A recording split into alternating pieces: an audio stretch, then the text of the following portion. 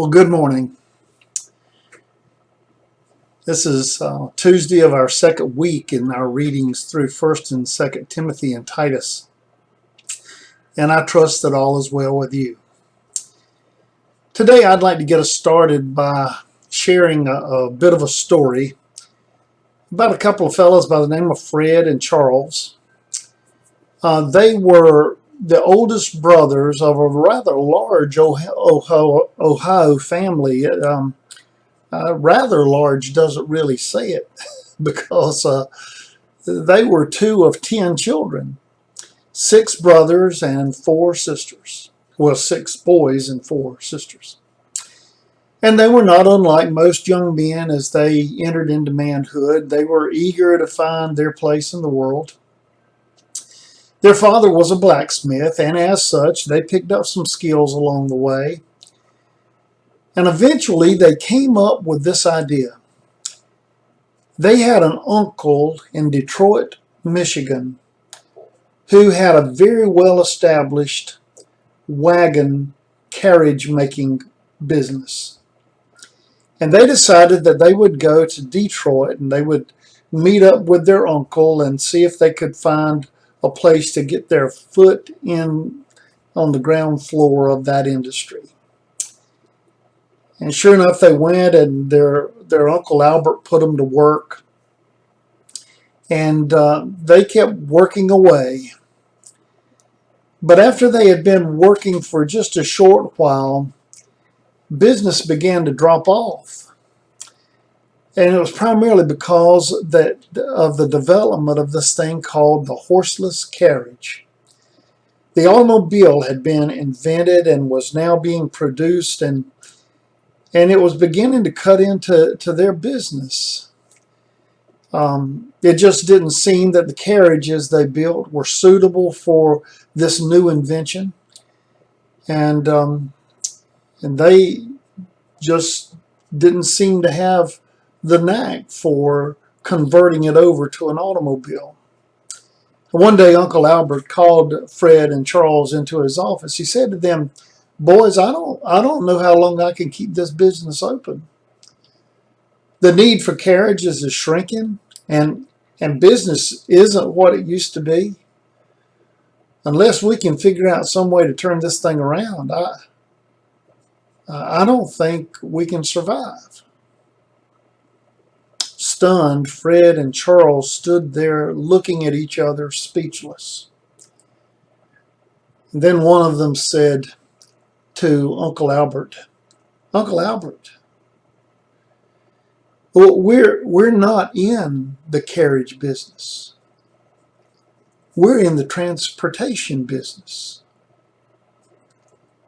People may not be needing carriages, but they still need transportation." Now that one conversation shifted the thought processes for Standard Wagon Works, and before long, Fred and Charles, with the blessing of Uncle Albert, founded a business they named Body by Fisher. Now, at this point in our lives, we may not know much about Body by Fisher, but you can Google it. Before long, Fred and Charles had established this business and were recognized as the architects for the standard of excellence that General Motors used in all of their automobiles for at least, almost 3/4 of the 20th century. Now, I must say, whether this story actually happened just that way or not, I don't know. That's the way it was told to me.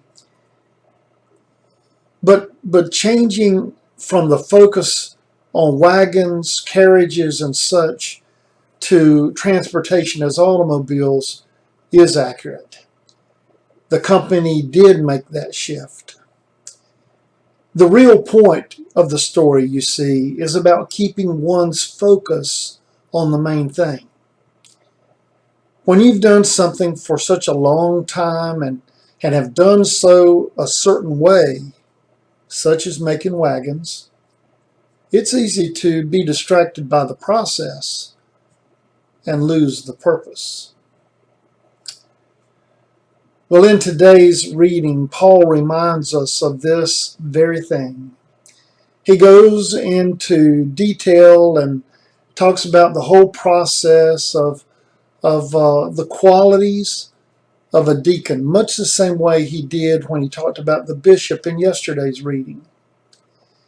However, at the very end of our reading, it is as if Paul is saying, remember, you're doing all of this for one purpose, that you may have great boldness in the faith that is in Christ Jesus. Great boldness in the faith that is in Christ Jesus. Well, today the church needs to remember that our purpose is not to maintain church as we've always done it, but to be bold in our faith which is in Christ Jesus. We do this by making disciples of Jesus Christ for the transformation of the world. Whatever our process, that is our purpose, now and always, at least until Christ returns. So consider these questions. Question 1. How have you been bold in the faith for Jesus? Repeat that.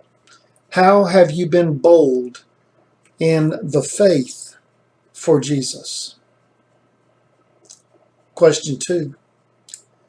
Where do you think process is in the way of your purpose? And what do you do about it? Where do you think process is in the way of your purpose? And what will you do about it? Question 3.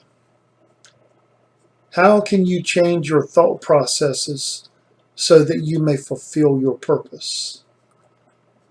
How can you change your thought processes so that you may fulfill your purpose? Well, I hope you have a wonderful day in this new normal we are a part of.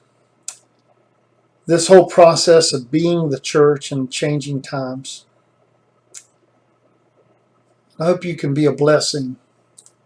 Just as you have been blessed by the Father, may God use you to be a blessing to others. Now go in peace.